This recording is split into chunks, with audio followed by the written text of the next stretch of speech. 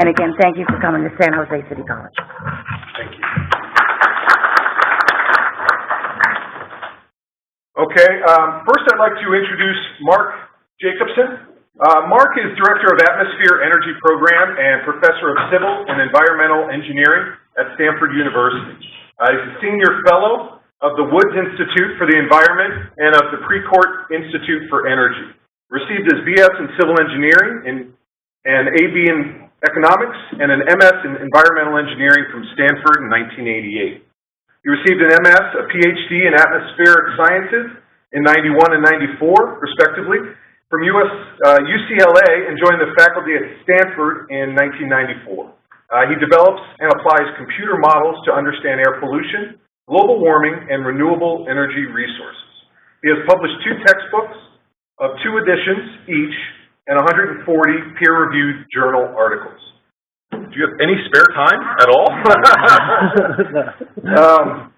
He received the 2005 American Meteorological Society Henry G. Houghton Award and the 2013 American Geophysical Union Ascent Award for his work on black carbon climate impacts and the Global Green Policy Design Award for developing state and country energy plans. He has served in an advisory committee to the U.S. Secretary of Energy, appeared in a TED Talk, appeared in the David Letterman Show to discuss, David Letterman Show, to discuss converting the world to clean energy, and co-founded the Solutions Project. While he says hello, I'm going to get his presentation showing. Well, thank you for that overly generous introduction. So what I do want to talk about today, and briefly because I only have like 20 minutes or so, are these clean energy plans that we've been developing for states and countries. And to get that going, I just want to give them motivation for this. Well, why do we care? Well, from our point of view, we're trying to solve air pollution and climate problems and energy security problems. So air pollution causes 4 to 7 million premature deaths worldwide each year, including about 63,000 in the U.S. and about 13,000 in California. And global warming is a growing problem that's estimated to cost, just U.S. emissions alone, are estimated to cost the world about $3.3 trillion per year by 2050 due to all sorts of impacts on coastlines and agriculture and water supplies and air pollution itself. And increasing energy use is resulting in increasing air pollution worldwide and higher energy prices on average. And eventually, with fossil fuels, we're going to get to a point of economic, social, and political instability. So we do need to have a transition. The key is to do it sooner rather than later. Just to give you a quick idea, this is what a lot of the world looks like. This is Beijing. But it's equivalent in a lot of cities, mega cities of the world, to smoking 2 to 3 packs of cigarettes a day. And these are the lungs of a teenage non-smoker in Los Angeles who died in a car crash in the 1970s. So that's what it was like in the 1970s in Los Angeles, except it's actually worse now in many parts of the world. So this is a serious problem that we're trying to address. It's not just climate change, it's actually also air pollution and energy security. And just a couple more graphs on the problem. The global temperatures here, 1 degree Kelvin or Celsius warmer than in the early 1900s on average worldwide, but over the Arctic you can see we're up to 4 or 5 degrees Celsius warmer than we were before, and that's causing melting of the Arctic ice, which may disappear entirely within 10 to 30 years and cause a positive feedback which will accelerate global warming. The problem is much worse than people think in terms of climate, because this is the net observed global warming, which is around 0.8 to 9 degrees Celsius now. That's really, these are the greenhouse gas warming, which is more than twice that. And fossil fuel and biofuel soot particles, which are the second leading cause of global warming after CO2 itself, they're enhancing warming. These are particles that cause air pollution problems. But there are also other types of particles in the air that cause air pollution that cause the premature mortality, so we call cooling particles that are reflective and enhance cloudiness. And they mask or hide about half of global warming in the system. So if we clean up all the air pollution, we're first going to clean up these particles, cooling particles and fossil fuel soot particles, and that will result in a doubling of the warming of the planet immediately. So the key is, well, you can try to reduce air pollution and by putting filters on cars, but that's only going to be slow, and that's not going to address the greenhouse gases. or we can eliminate all the greenhouse gases and the particles simultaneously, eliminating air pollution and eliminating climate problems simultaneously. So that's really what we need to do. And the only way to do that, though, is to change the energy infrastructure of states, countries, and the world. So that's what I want to talk about next. So we've looked, whoops. I think I'm out of the talk somewhere. So we're looking at wind, water, and solar energy solutions. So we've determined from previous studies that the best technologies for addressing these problems in terms of reducing air pollutants and climate problems while minimizing land use and water issues are wind, water, and solar. So our idea is to electrify everything and have some hydrogen where even the hydrogen is produced from electricity. And so there are four sectors that we deal with: electricity, transportation, heating, cooling, and industry. So everything's electrified. So the raw source of all power will be wind, water, solar. Wind, solar photovoltaics, concentrated solar power, geothermal power, hydroelectric, and tidal wave. And this is it. We don't have any biofuels in our program. We don't have any nuclear power. There's no natural gas.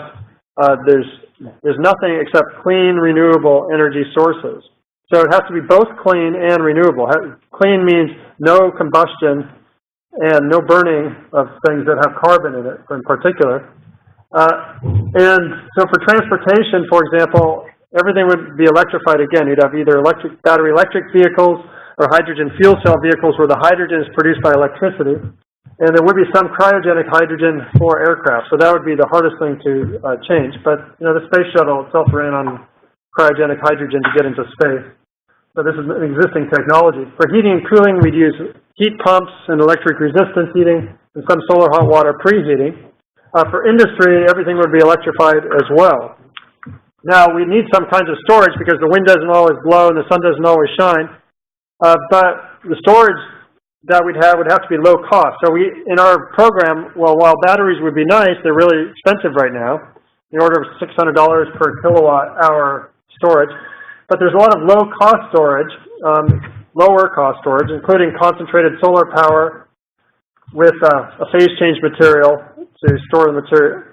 Because for concentrated solar power, you focus light off of mirrors onto a central tower to heat a fluid, and that fluid can then be stored and used at night to heat water to run a steam turbine to generate electricity. So you don't need, you can produce electricity pretty much any time of the day or night with concentrated solar power. And we'd use existing hydroelectric, which is a form of storage, and pumped hydro, existing and proposed pumped hydro.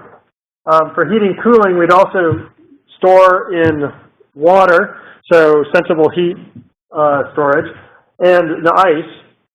And for example, Stanford University, we've had a big ice cube under a building since 1998 that was used for cooling. And now, in fact, we just shut off.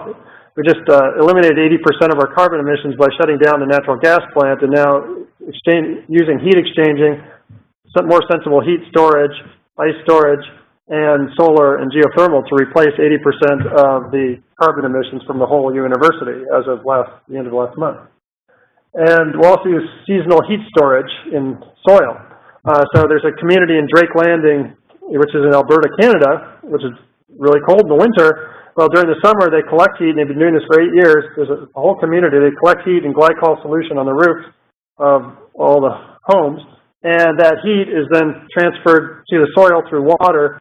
The water goes down, the hot water goes down into boreholes, heats the soil to about 80 degrees Celsius, and that heat is stored until winter, and everything's run in reverse, and that provides 90% of the home heating in that community. So this is an existing low-cost storage. To give you an idea, battery storage is about $600 a kilowatt hour. Soil storage is less than $1 a kilowatt hour.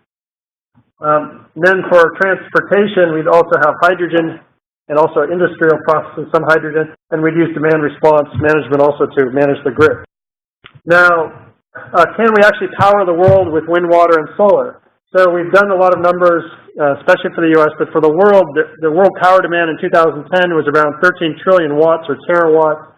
It'll go up to about 22 terawatts in 2050. But if we convert everything to wind, water, solar, we reduce power demand significantly. in addition to having end-use energy efficiency improvement. So we can reduce power demand 33% worldwide, with about 26 percentage points of that due to just the efficiency of electricity over combustion. For example, an electric car, the plug-to-wheel efficiency is 80 to 86%, so it's 80 to 86% of the electricity in the car goes to move the car, the rest is waste heat.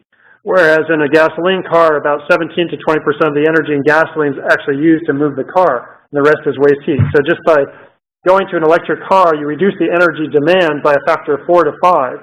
You need 1/4 to 1/5 the energy. That's why driving an electric car only costs 80 cents a gallon equivalent gasoline, whereas gasoline's around $4, at least it was. And so you can save huge amounts of money, about $20,000 if you drove an electric car for 15 years, 15,000 miles per year, $20,000 in fuel costs at those prices of gasoline. But you also get a reduction of energy demand as a result. It's significant. In the U.S., it's 36%, with about 30 percentage points due to the efficiency of electricity. And in California, it's about a 41% energy demand reduction just by electrifying everything. So without changing your habits, you get a significant reduction in demand just by electrifying. Now, this is the number, how many devices would we need to power the entire United States for all purposes? And so we did actually individual state plans for all 50 states, and this is the sum over all 50 states of what we would need to power the whole U.S. in 2050 for all purposes. This is not just electricity, it's transportation, heating, cooling, and industry as well. So, and then under this plan, this is not unique. There are many possible plans. We'd have 31% onshore wind, about 19% offshore wind. So 50% of wind would power the entire U.S., or power half the U.S. About 4% residential rooftop PV, a little over 3% commercial government rooftop PV, about 31% PV power plants, about 7% CSP power plants, 1% geothermal, about 3% hydroelectric, and 0.5% tidal plus wave. Now, the rooftop solar, that's actually putting solar on about 70% of all the south-facing roofs in California. So this is a significant penetration of rooftop solar. So if we can do more, that would be great, but you'd have to make more roofs. It's just there's so much rooftop space that you can use. This is the land area required to provide all this power for the United States in 2050. Now, the green is the onshore wind, and most of that is just open space that can be used for multiple purposes. So it could be on farmland, rangeland, open space land, pasture land. And the red on the bottom, that reddish-orange, that's the PV plus CSP land area. And then in Los Angeles, there's the rooftop PV area. And then you have offshore wind would be, well, it'll all take up space offshore. So we're talking about less than half of 1% of the U.S. for the footprint, which is new land on the ground, which is mostly for solar, and about 1.7% of the U.S. for spacing, which is space between wind turbines, which can be used for multiple purposes. So that doesn't account for the removal of all the other energy technologies, all the pipelines, all the refineries, oil wells, all the gas fracking wells, coal mines, all the land that that's taking up. For wind resources, well, there's plenty of wind to power this is solar. There's plenty of solar to power the entire world multiple times over. So there are about 340 terawatts of solar over land in high solar locations, compared to about 15 terawatts is what we need in 2050. So you have over 23 times more solar than you need for all end-use purposes in 2050 worldwide. And you have about 5 times more wind over land in high wind locations than you need to power the world. So you can power the entire world on either wind or solar, but not much else. You can't actually power it all on geothermal or hydro, because most of the hydro is actually built out, and a lot of the geothermal is just, if you went really down into the earth, you could, but it's just so expensive to do that. So wind and solar are going to take up the majority of everything that you're going to do to power the world, but you need other things like hydro and geothermal and tidal wave to help along with the process. Now, we did a study looking at, can you actually keep the grid stable with wind, water, and solar? And the first step was, well, let's take a climate model, put in the 500,000 wind turbines that we need to power the United States, and see how much energy are we actually getting, because they're competing for the same wind. When you put in all these wind turbines, they're competing for the same energy in the wind. So we actually had to simulate what's the actual energy output, and then we did it every 30 seconds for a 6-year period. And so this just shows the total power output on the left of those 500,000 turbines, which was about 0.9 terawatts total. But then this on the right shows the change in the power demand due to accounting for that competition. So you lose about 8.5% of the power with all these turbines to accounting for this competition among the turbines for the same energy. So we did but we also got out of this the time series every 30 seconds of the wind, and we did the same thing in the same model. We calculated the solar everywhere in the U.S. every 30 seconds, and then we combined that with the power demand, the projected power demand in the U.S. over time. I mean, every hour in 2050. And we combined these into a grid integration study, and we found by combining the storage with the variable solar and wind and demand response and using hydrogen, we can exactly match power demand with supply over the entire U.S. So what this shows is 6 years of results, but it shows the monthly average, but we have it broken down into every hour and every 30 seconds. But on the top, it shows every month comparing the supply, which is the red, the wind and the solar and everything else, and the blue, which is the demand plus the storage plus the losses, and they match exactly. There's no loss of load. So we were able, because this is the biggest criticism of using wind and solar, the wind doesn't always blow, the sun doesn't always shine, the lights are going to go off, everybody's going to have chaos because you can't keep the grid stable. But we're able to show now that you can, with the system, an optimized system of wind, solar, and all these other renewables, plus storage and demand response, low-cost storage, you can have a completely reliable grid. So the top shows it for 6 years, the bottom shows 4 particular days each hour, and you can see the same thing. You're matching the load.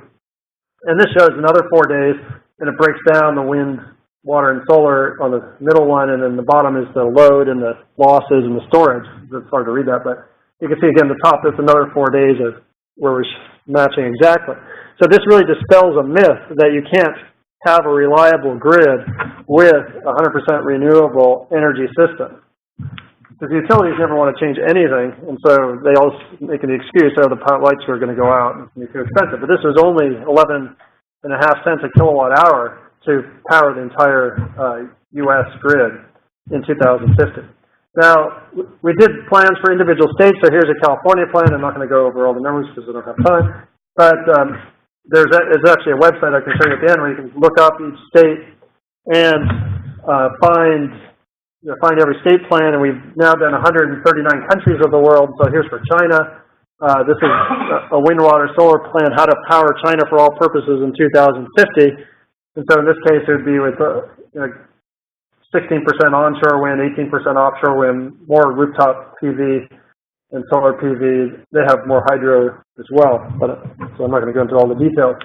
I do want to talk about costs. What are the costs of energy right now? And these are unsubsidized costs of energy, and they range, right now most wind is 3.7 cents a kilowatt hour, and there is a range up to 8 cents a kilowatt hour. That's just in the worst locations.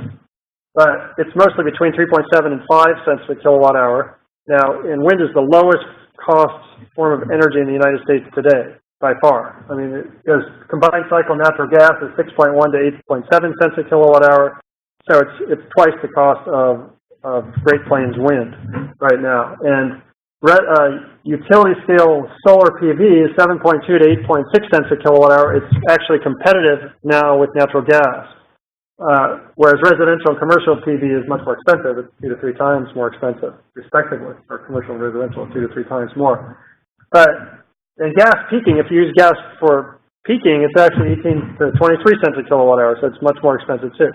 So it's another myth that we need natural gas, and that it's such a low price that it keeps the U.S. stable, because wind is actually the least costly form of electricity today in the U.S. Yeah.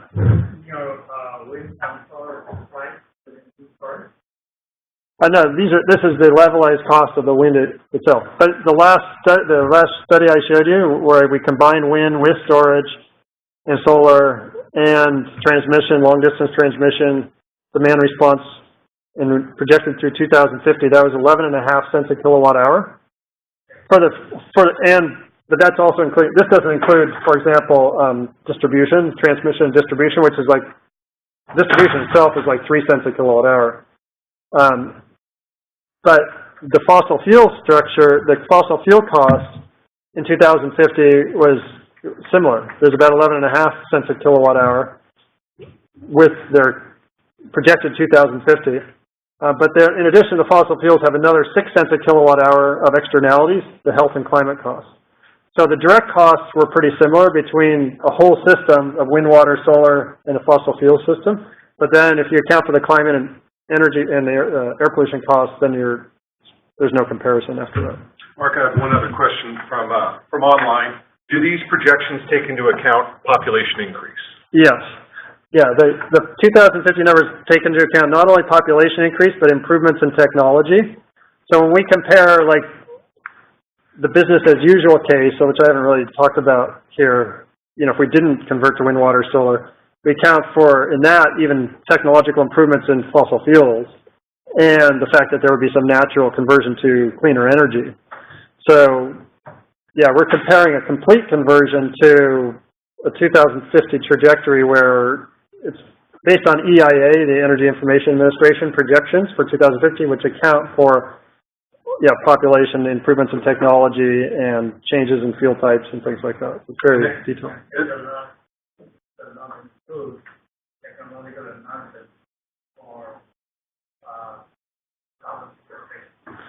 Well, we don't have carbon sequestration. We don't need it in these plans. So yeah, there's no carbon sequestration in our energy plans. Yeah. I apologize. Sometimes I might repeat the question from the audience just so the web folks can hear it as well. Just wanted to, if I double up the questions, just. Okay, that's fine. So then, what about jobs?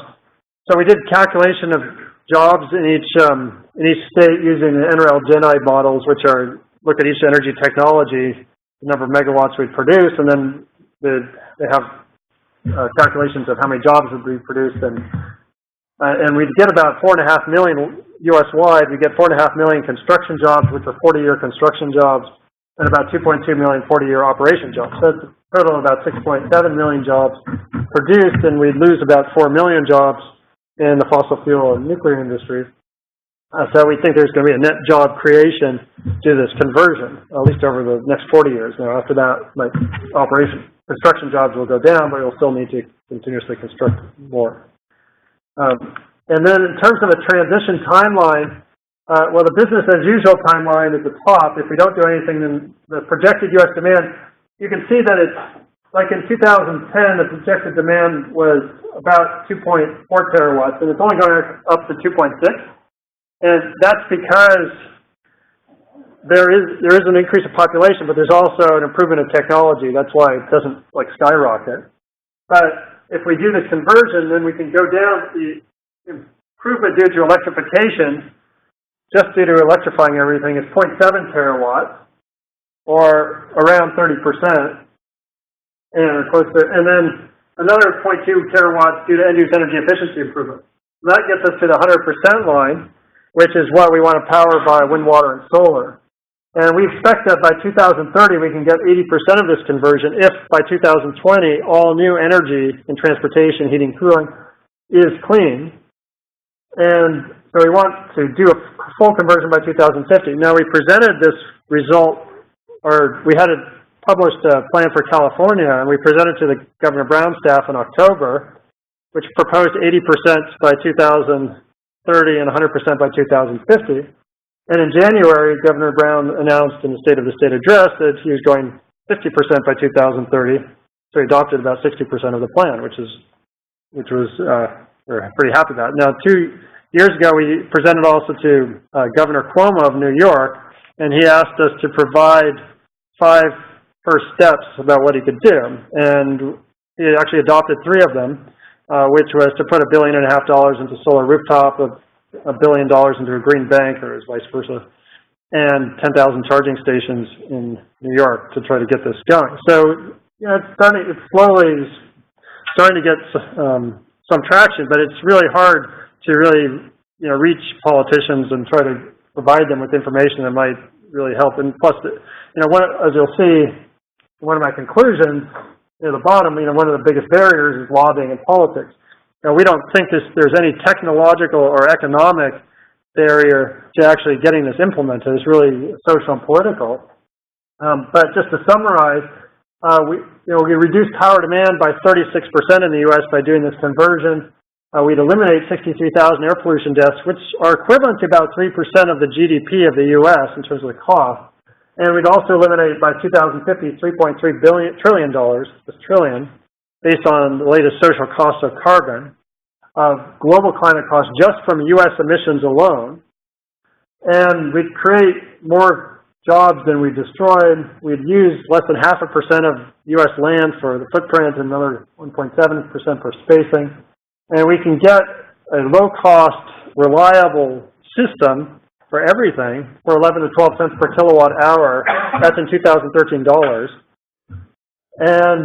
But there are some barriers, which are upfront costs, transmission needs, and lobbying and politics. Just to some websites if you're interested in. So we've developed this group. Well, we develop these science plans at Stanford and at other universities as well, helping out. And then we're trying to get these plans, we're trying to educate the public about them and policymakers and business people, and we do that through this group we call the Solutions Project, which is an NGO that really is designed to do just that, is to take this information and promulgate it to the public. And there's a map where you can go on and click on a state and up pops a plan. It's at the solutionsproject.org. There's also some other ways that this group gets information out there. But probably more importantly, if you want to see the actual papers on these plans, there's this complicated website you can go to that has the actual plans and the Excel spreadsheets that have, so you can get every single detail you want for every plan and see every single assumption. Hopefully it's 100% transparent. Yeah. Question. How much of a cost would it be relative to our current energy costs? Well, the cost in terms of levelized cost of energy is 11.5 cents a kilowatt hour. Well, you mean the upfront costs? What are the capital costs? So just to put in perspective again, the capital costs are what you need up front. Well, wind, water, solar has higher capital costs than fossil fuels, but they have zero fuel costs. But that's why you need to use the levelized cost of energy to do a fair comparison. But you do need capital to get it going, which would be spread out over 40 years. But the total cost in the U.S. would be around $13 to $14 trillion for the wind, water, solar devices, another $2 trillion for the storage. So it's on the order of $15 to $16 trillion. Worldwide, it's on the order of $100 trillion. But to put that in perspective, the fossil fuel industry spends somewhere between $5 and $7 trillion every year on the fossil fuel infrastructure. And so the payback time on the world scale is on the order of 15 years. So, yeah. You're focused on that section in California, thinking that was Governor's office, is office 50%. You have some estimate of the capital cost that is going for what you proposed to him, which is 8%. And he has offered 50%. What is that going to cost California to get to that? And the question is, what are the costs if it was directly California? Well, in the U.S., I mean, I could look it up and give you a precise number, but I just have to estimate it here. So, because the U.S., as I mentioned, was, for the total thing, including storage to be reliable, was on the order of 15 to 16 trillion. And so California is, what percent of the energy is a good question. Yeah, I would just use that number as a ballpark, 10 to 15% of that total. But again, that's the overstretched over. And actually, California might not, because California actually already has a lot of renewables, so a lot of it's already sunk. So I mean, when I say a lot, not a lot, but more than most states. So yeah, so it doesn't have to go that far. But yeah, it would be on the order of 10 to 15% of that. Yeah. You described that you'd be able to reduce demand by electrifying by about 30%. Is that just from the waste heat or is there more? It's mostly that. There's also the fact that you don't need, for example, refineries, and I mean that's kind of a small part of it. Yeah, you don't need refineries and some fuel processing, so there's a lot of energy that's lost in those sectors right now. That sector right now, but it's mostly in transportation. So if I actually broke down the efficiency improvements by sector, yeah, it's by far mostly in transportation, although there's also some benefits as well in the other sectors of in heating, cooling, and industry, mostly transportation. Yeah. I'm surprised you don't have a biogas component to this at all. I think you've got the methane coming off landfills in particular, and some of the other waste streams out there. Have you thought about integrating that, or is there a reason it's not there? Yeah. Well, there's certain types of biogas that we probably wouldn't object to. I mean, anything that you burn, we object to, I guess. So if you're burning it, then we don't include it in the plan. The only exception for burning is cryogenic hydrogen for aircraft, because there really is nothing else you can do. You can't put a battery electric aircraft except for really small at this point. But there is, if you can get methane from a landfill and use it like in a fuel cell, that would probably be good, because otherwise it would be waste. It would go into the atmosphere anyway. So that's a good. I think that would be an example of something that would be reasonable. But we haven't. If that is used, that could be included. But it's we haven't quantified that for these purposes, because we're just looking at can we do everything without that. But if we can do that as well, and that can only reduce the demand for other energy. There's a couple webinar questions. One is clarification on CSP. You had a map up, and then on that map you had PV and CSP. Yeah, CSP is concentrated solar power. So this is these are solar plants that are usually in desert regions that you have mirrors surrounding a central tower receiver that contains a fluid, and the mirrors heat up the central tower and the fluid to extremely high temperature, and it's usually like a molten nitrate salt or some other material. And then you can store that heat overnight and use it to heat water to create steam, to run a steam turbine to generate electricity. So CSP is also technology you can use for storage. Yeah. Did you actually look at identify all the urban areas where the load is, and all the geographical areas where the water and solar plants will be, and all the transmission infrastructure that has to be built? No. Well, our model for dealing with the grid integration assumed perfect transmission, but we did assume also that we would need to spend money on long-distance transmission. So we assumed there was the baseline was like 30% of all energy, all wind, water, solar would have long-distance transmission of like 750 to 1,000 kilometers. So that was included in the costs and also the losses of energy. But we didn't model explicitly the transmission grid in the U.S. because that would be impossible computationally because of the it's just, if you get into the modeling of load flow modeling and transmission, trying to do what we're doing, it's just, you'll find out that it's really impossible to do at this stage. Yeah, it's a nightmare. The other question I had is that you showed that generation follows the load pretty good on the national level. Right. And that's sort of by common logic that everyone's saying that it's not there, we need it, etc. But I think that statement that wind and solar is not available when you need it still applies in the local utility jurisdiction or in the area.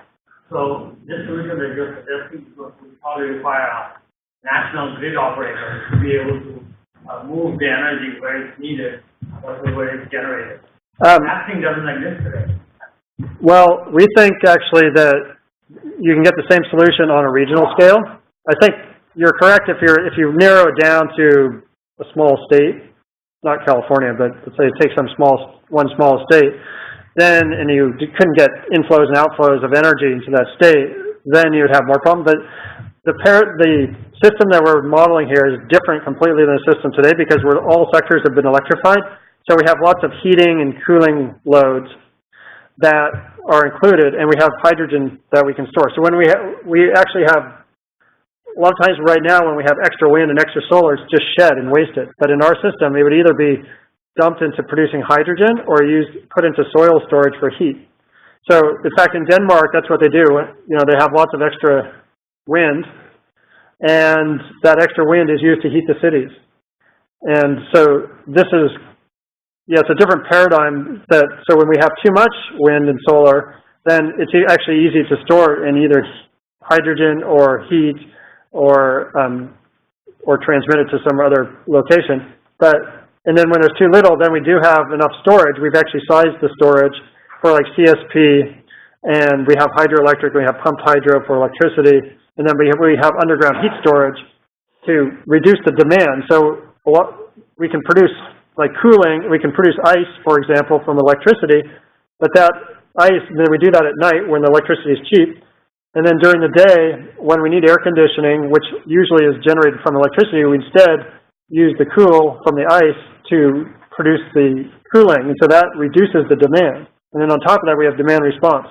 So there are actually a lot of tools in this tool chest that can, over a region, you can satisfy this grid. So I agree that on a really small scale, it would be hard, but on a moderate scale, we don't need to do the whole U.S.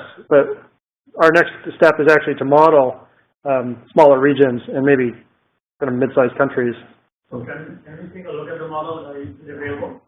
Well, we're just publishing the work now, but it will be, everything's going to be transparent, so eventually it will be available, but right now we're still going through the publication process, so not quite yet. But everything will be described, and that part will be available for the description, but the actual model probably a little bit later. Wonderful. Any other questions, folks? Great. Thank you, Mark.